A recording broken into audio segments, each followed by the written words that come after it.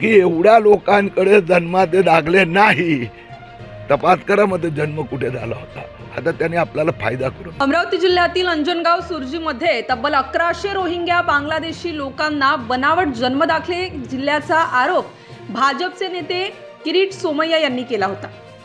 त्यानंतर जिल्हा प्रशासनाने या गंभीर बाबीची दखल घेत सर्व दस्तऐवज तपासणी केली, मात्र यात कुठलेही बनावट डॉक्युमेंट देण्यात आले नाही, असे स्पष्टीकरण अंजनगाव सुरजी तहसीलदार पुष्पा सोळंके यांनी माध्यमांशी बोलताना दिलेले होते। मात्र आज सोमवार रोजी किरीट सोमय्या यांनी थेट अंजनगाव तहसील कार्यालय गाठले। सध्या अंजनगाव तहसील कार्यालयामध्ये किरीट सोमय्या यांची तहसीलदार यांच्या दालनात बैठक सुरू आहे। तहसील परिसरामध्ये पोलिसांचा बंदोबस्त सुद्धा करण्यात आलेला आहे। प्रत्येकाची चौकशी होणार, जन्म कुठे झाला सगळी चौकशी होणार। बांगलादेश रोहिंग्यांना बसमध्ये भरून बांगलादेशमध्ये पाठवणार, तर जिल्हाधिकारी तहसीलदार यांचा हिशोब नंतर घेऊ, अशी प्रतिक्रिया भाजपाचे नेते किरीट सोमय्या यांनी माध्यमांशी बोलताना दिली। तर या गंभीर बाबी संदर्भात किरीट सोमय्या आज 5 वाजता अमरावती येथे पत्रकार परिषद घेत असून यात सोमय्या काय बोलणार हे पाहणे आता महत्त्वाचे ठरणार आहे।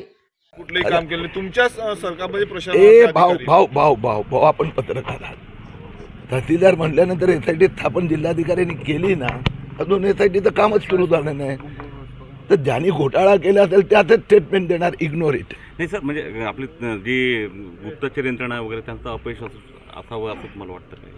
जर इतकं फ्रॉड असते तुमच्या घरात की माझ्या घरात चोरी झाली तर आपली सुरक्षितता हे बरोबर नाही आहे हे म्हणणं चुकीचं आहे।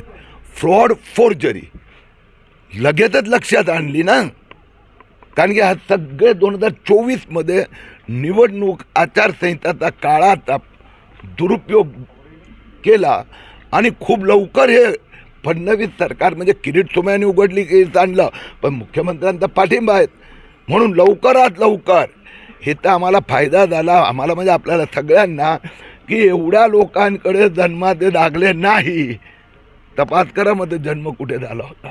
आता त्यांनी आपल्याला फायदा करून दिला। एक शेवटचा प्रश्न विचारतो, निवडणुकीचा जरी हे बाकीचा हा मुद्दा बाजूला ठेवला तर राष्ट्रीय सुरक्षेच्या दृष्टीने हा फार महत्त्वाचा मुद्दा आहे। स्वाभाविक आहे, इथला जिल्हाधिकारी आणि तहसीलदारचा आम्ही हिशोब नंतर घेऊ, पहिले ते 14चा अर्ज आला ना, प्रत्येकाची चौकशी होणार।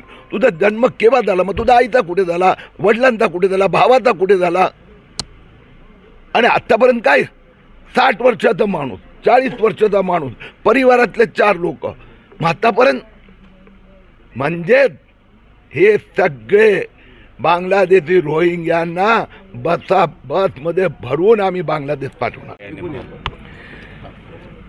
मालेगावमध्ये विधानसभा निवडणुकीचा प्रचाराच्या दरम्यान वोट जिहाद फंडिंग घोटाळा उघडकीस आणला होता।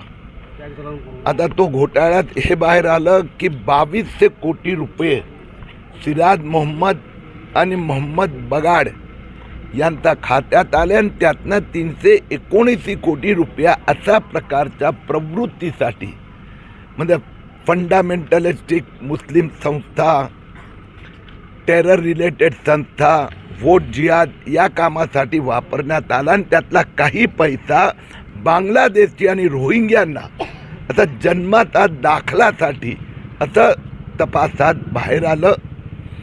मालेगावमध्ये मला आणखीन त्यावेळी गोष्ट लक्षात आली आणि त्याचा मग पाठपुरावा केला की मालेगावमध्ये शेवटच्या 4 महिन्यात 2024चा 900 लोकांना जन्माचा दाखले देण्यात आले आणि या 900 पैकी 99% मुस्लिम।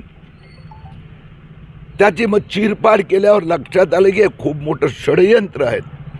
वर्तमानपत्रात जाहिराती द्यावे लागतात, त्या जाहिरातीमुळे अंजनगावचा एका कार्यकर्त्याने ही गोष्ट आमच्या लक्षात 10 दिवसापूर्वी आणून दिली आणि त्यात मग आपण पाहिलं, काल मुख्यमंत्री देवेंद्र फडणवीस यांनी सांगितलं अंजनगाव 1,60,000 तहसील, 60,000ची नगरपालिका, त्यात 20,000 मुस्लिम आणि 14चे अर्ज आले आहे, याची आता चीरफाड होणार। सर यात नेमकं किती, आता यासाठी इथेही एसआयटी स्थापन झाली आहे, मालेगावला पण झाली आहेत, पण मी प्रत्येक ठिकाणी बघतो की ह्यापैकी मृत्यूचे दाखले वेगळे करा, घरी जाणता मृत्यू झाली हातात पण जन्माचे दाखले ते अर्ध बघितले तर 98% बांगलादेशी रोहिंग्या मुस्लिम आहेत.